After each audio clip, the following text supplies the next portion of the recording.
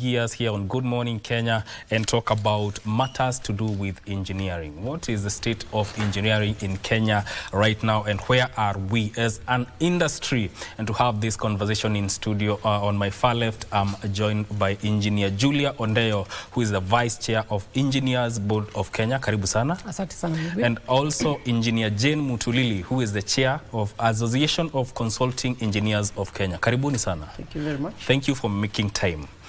Let me start with you, Engineer Julia. Engineering is the backbone of all the projects happening within the country. Talk to us about that. Thank you so much. And I'm glad you actually realized that engineering is actually what creates the social and civil environment that we find ourselves in.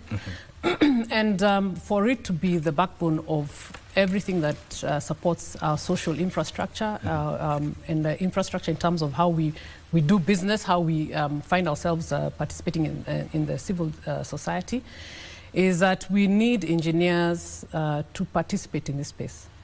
As the Engineers Board of Kenya, where I sit as a vice chairperson, we are tasked with regulating the engineers that provide the services to the society, to our social space. And we are also tasked with ensuring that we have consulting engineers who also provide quality services to this particular space.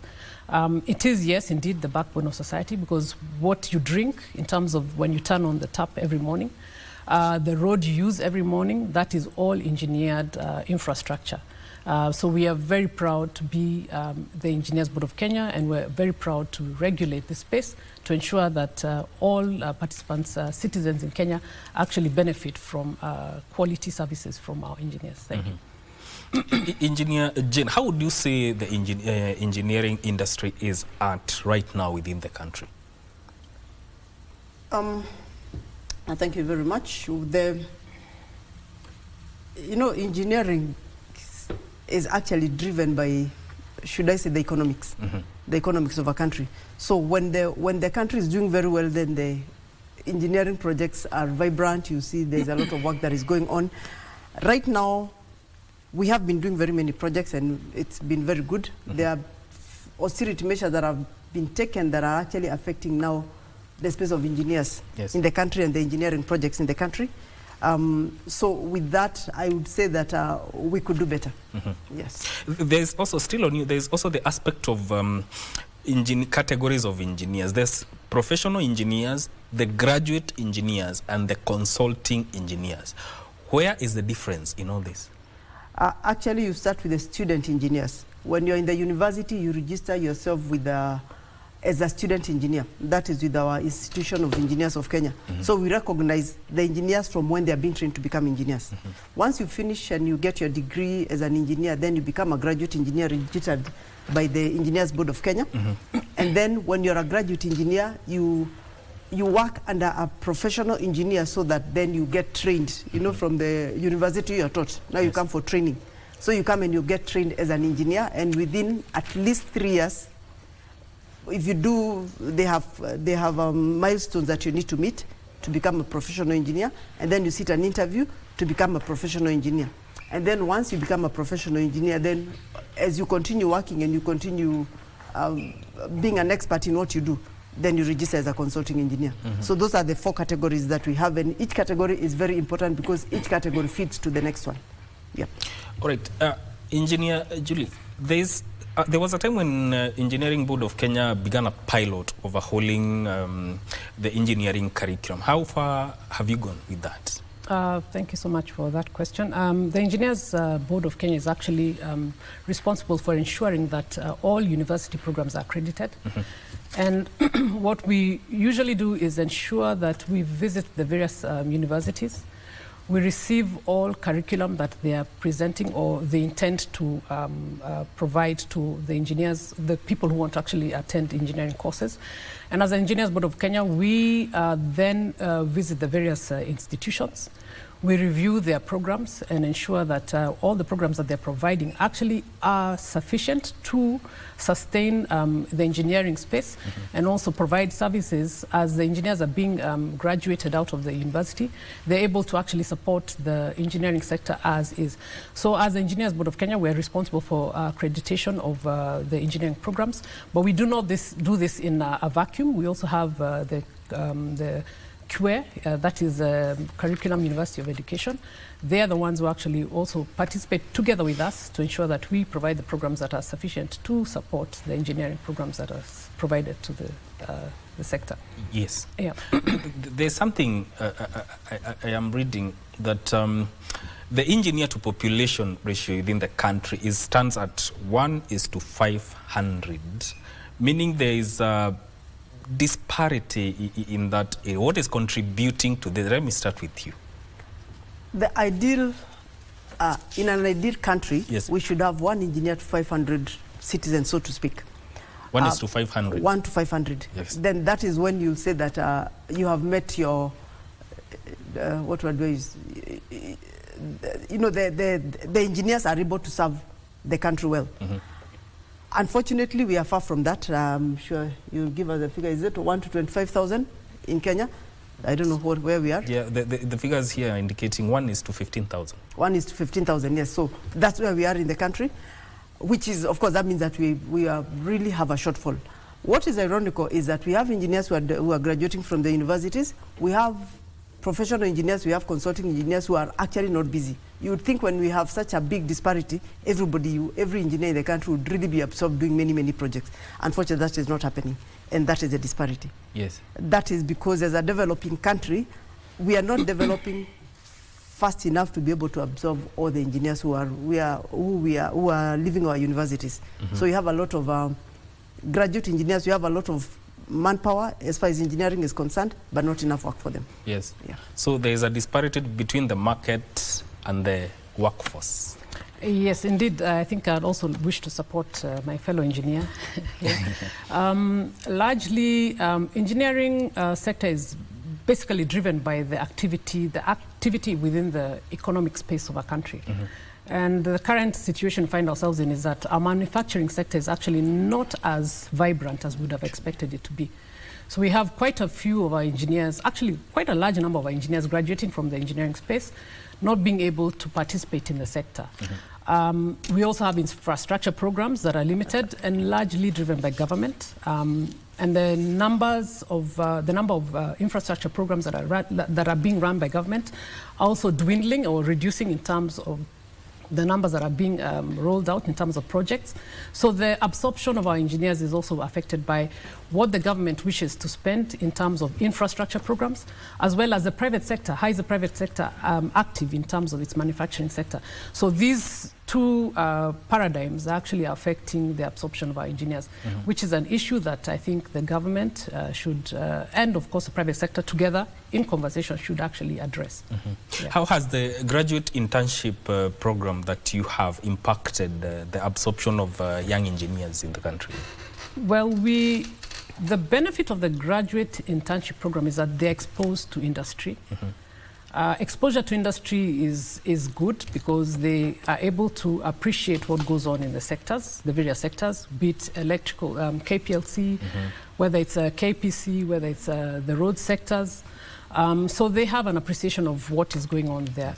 But being able to appreciate and being able to be absorbed into the industry is a different ball game. But we do have the internship programs, and we're happy that most of the, especially government agencies, as well as the private sector, are able to allow the engineers coming out of the universities to participate in these internship programs, at least understand what goes on in this infrastructure spaces.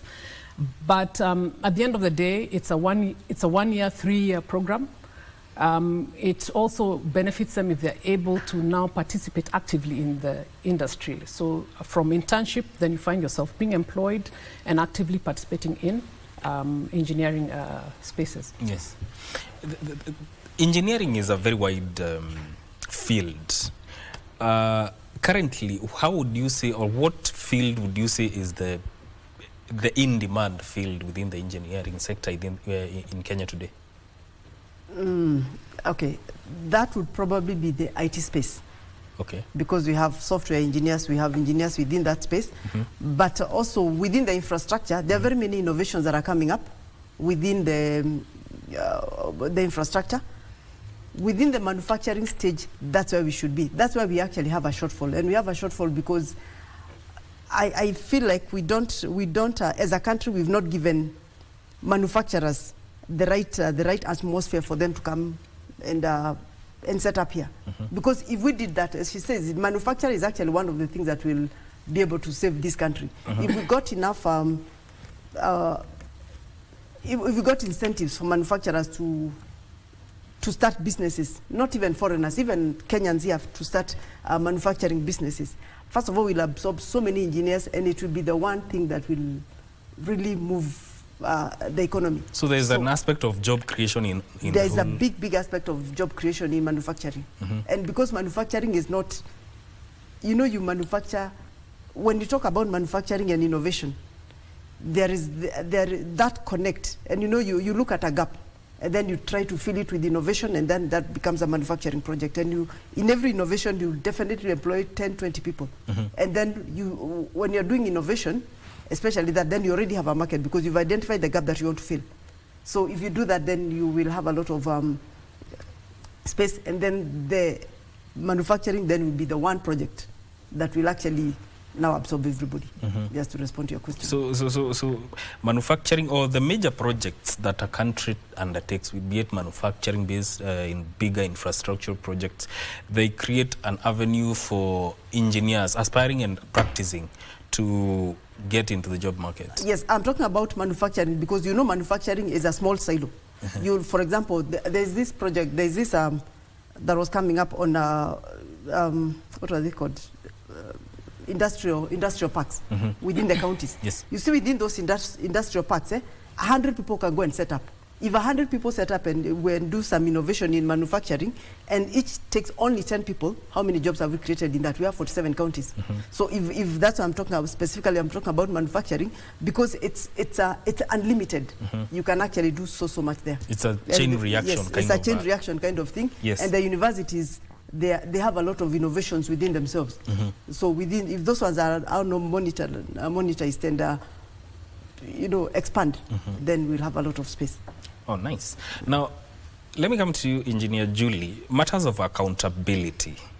How would you say, how do you handle matters of accountability, for instance, in cases where there are incomplete projects, funds were availed, but projects were incomplete, or in cases where a person engages the services of an engineer and the project does not go as planned, but they need recourse? How do you handle such cases? Okay, so there are two scenarios. There's a scenario where the project is being handled and managed by the employer. Yes. So he needs to ensure that his project is completed.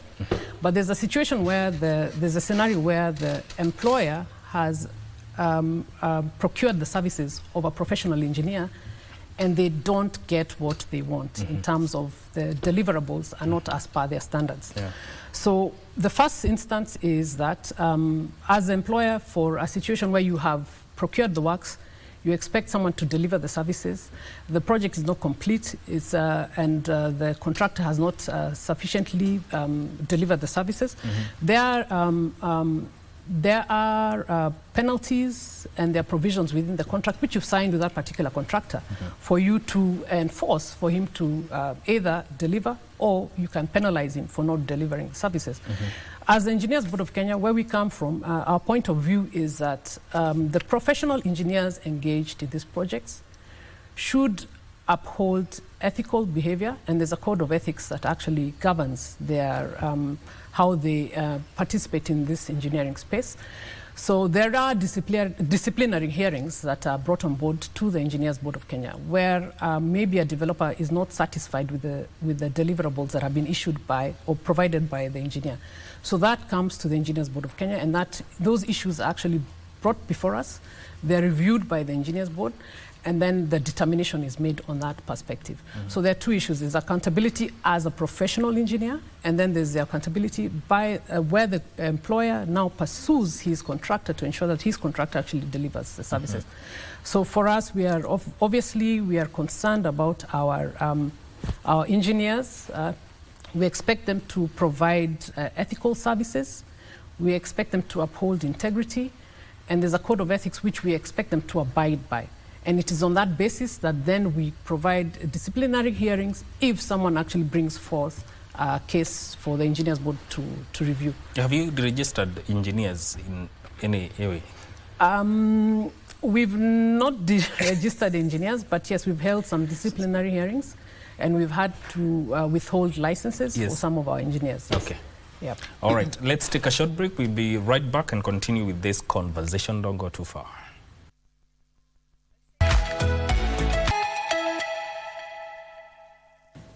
Thank you for staying with us. My name is Mike. When we continue with this conversation about engineering. Now, Engineer Jane, there's an aspect of mentorship when it comes to engineering. How do you handle that? And I want you to couple that with the aspect of there's an upcoming conference, engineers conference, that is happening this week.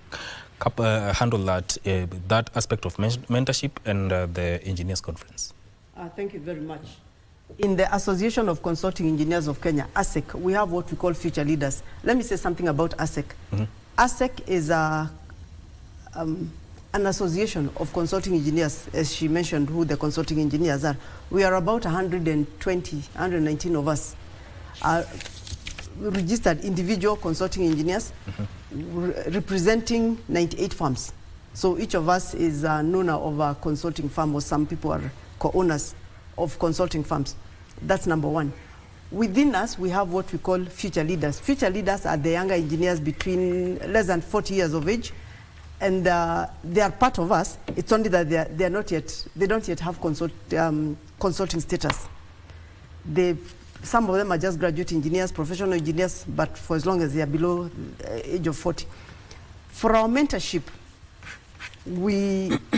they have their own what we call future leaders committee, and within them the last I checked, I think there are about 376 of them.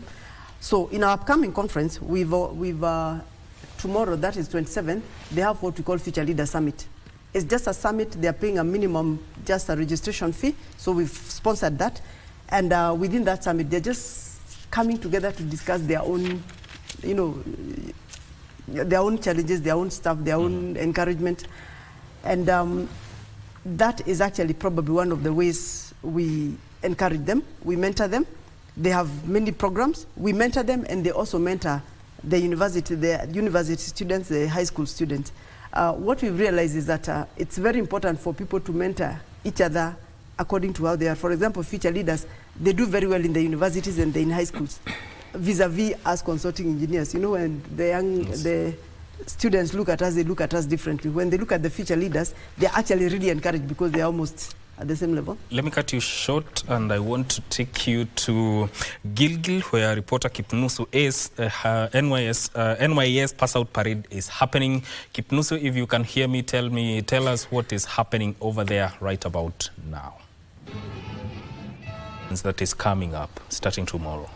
Yes, thank you very much. I was talking about the conference, and tomorrow we have the future leaders. The future leaders, I explained who they are. They're just our young engineers who are below the age of 40, and they're having their conversation tomorrow just amongst themselves.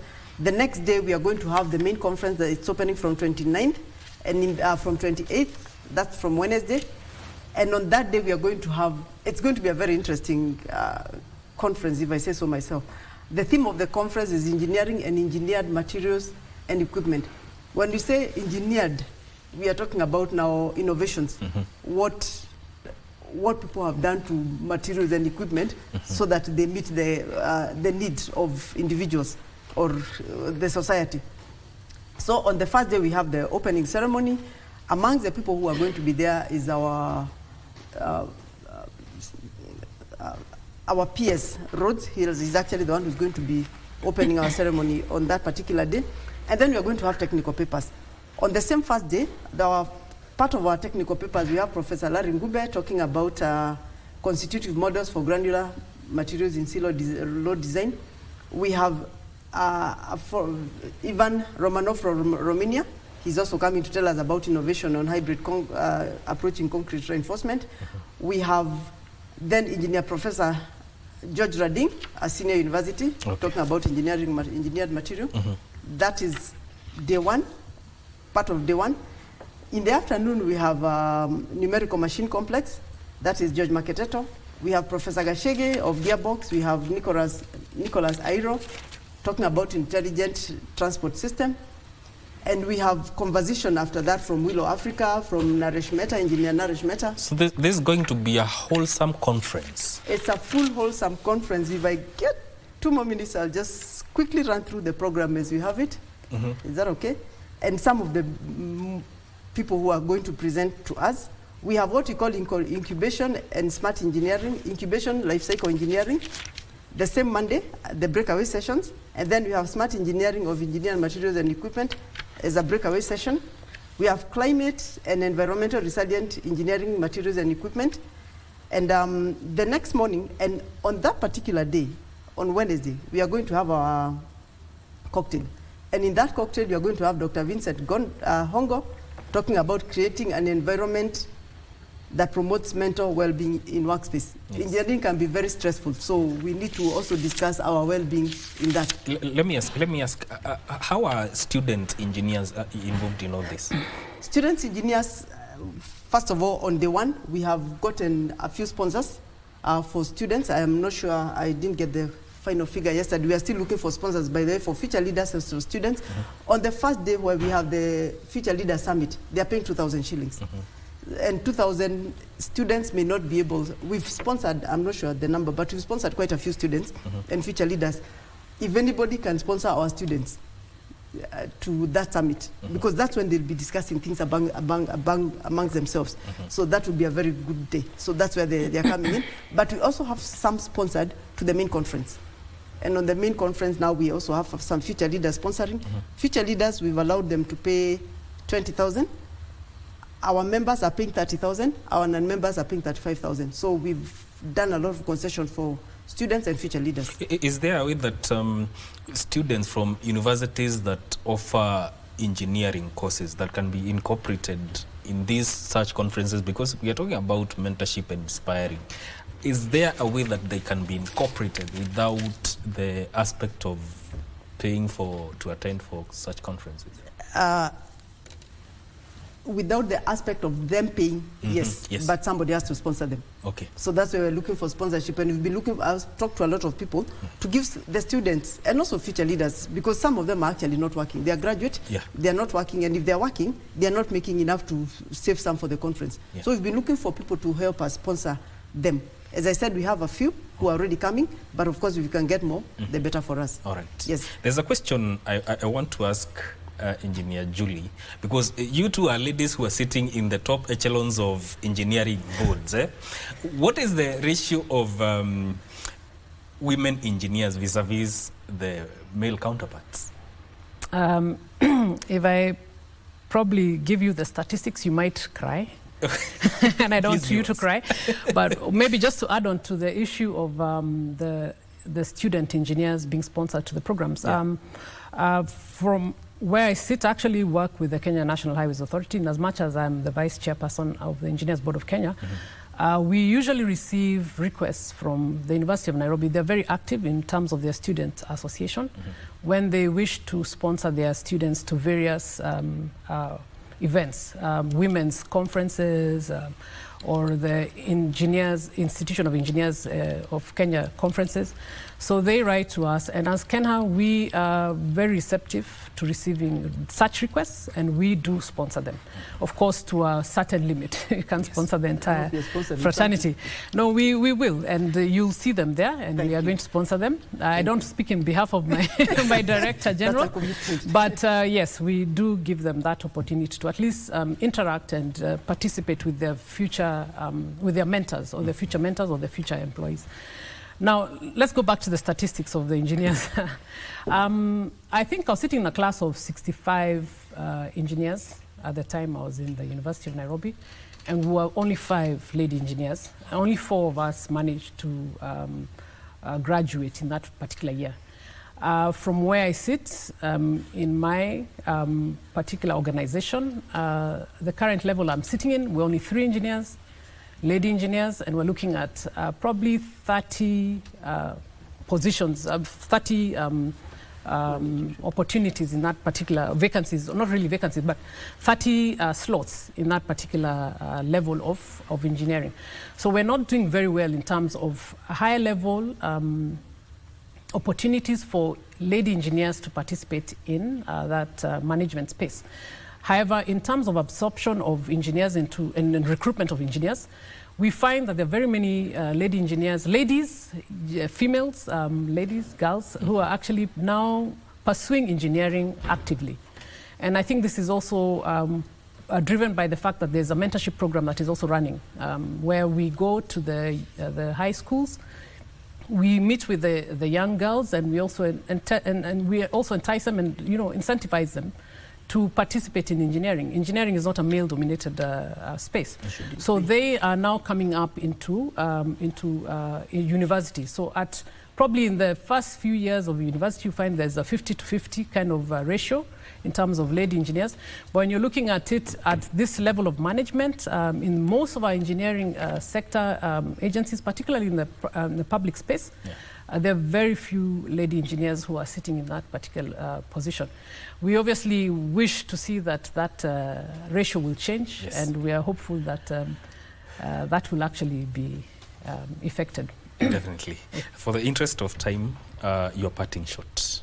My parting shot? Yes. My parting shot, of course, is on our conference. Yes. What I didn't say, and I wanted to say that, is one of the topics we are going to have is engineering geopolitics, where we are going to invite some politicians. Yes. That is Engineer John Chege Kirago of Limuru, former MP of and Senator of MP, that is Engineer Murioki, and other people. So our conference is going to be very enriching. It is not just about engineering, it's about us as people. Okay. And on the last day, we are going to have site visits. All right. And I think that will be a very interesting project. Everybody's welcome. My parting shot is that, one, engineering is not a reserve for men. Yes. That's one. 2, we also encourage, as Engineers Board of Kenya, to ensure that all our engineers who are practicing in this space uphold integrity and ensure that whatever service they're giving to humanity is something that's befitting of the people who deserve those services. Okay. Thank you. And that is Engineer Julia Ondeo, who is the Vice Chair of Engineers Board of Kenya, and Engineer Jane Mutulili, who is the Chair, Association of Consulting Engineers of Kenya, talking to us about matters in engineering. Don't go too far. This is where we cap this conversation, but Good Morning Kenya continues, and Vivian Ndegwa will be tackling issues to do with relationship, so you want to tune into that conversation that is about to happen right about now. Keep it KBC Channel 1. My name is Mike Migwe. Bye-bye for now.